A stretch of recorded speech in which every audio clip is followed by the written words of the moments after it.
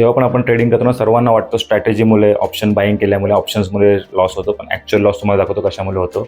Actual loss होतो या गोष्टीमुळे, इमोशन्समुळे. म्हणून हा कोट मी माझ्या इथंच लावलेला, trade your plan not your emotions. हा खूप इम्पॉर्टंट आहे. छोटा कोट आहे पण किती मेसेज. आणि तुम्ही ज्या लोकांनी लॉसेस केले त्यांना या गोष्टीने रिलेट करत असाल, हां मी केव्हा पण प्लॅन करत नाही. म्हणून नेहमी मी एक सजेशन देतो की जेव्हा पण मार्केट प्री ओपन होतं तेव्हा एक छोटासा प्लॅन बनवा. काय आज आपल्याला करायचं आहे, किती लॉस द्यायचा आहे, नेहमी करा. म्हणजे तुम्हाला प्रॅक्टिस होईल.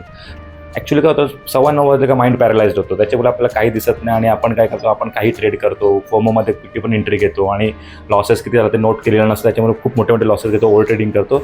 ह्या गोष्टी सर्व या इमोशन्समुळे होतात. तर इमोशन्स कंट्रोल करायला तुम्हाला थोडा प्रॅक्टिस लागेल. थोडे तुम्हाला या गोष्टी करायला लागतील. आणि ट्रेडिंग एक दिवस चालू असताना पण ट्रेडिंग एकदा नका करू. म्हणजे तुम्हाला समजेल का मार्केट कुठेच जाणार नाही, मार्केट उद्या पण मार्केट असणार आहे.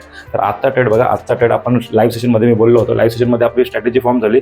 कॉस्ट टू कॉस्ट झाला. ॲक्च्युअली 3 स्टॉप लॉस हिट झाला होता. नंतर मी तुम्हाला आता पण मेसेज केला होता का ऑब्झर्व करा ट्रेड. मी तुम्हाला ट्रेड सांगितलं होतं 50 पॉईंट यात भेटतील. 231 का 235ला मी एंट्री केली होती. आणि त्याच्यानंतर ट्रेड आपला तो कॉस्ट टू कॉस्ट आला. तिकडे मला एक सपोर्ट बॉलिंजर बँडचा दिसला म्हणून मी निघालो आणि त्यात आपण कॉस्ट टू कॉस्ट निघालो.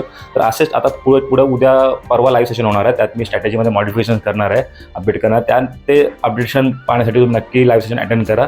आणि आज आपण कॉस्ट टू कॉस्ट निघालो आहे. थँक्यू.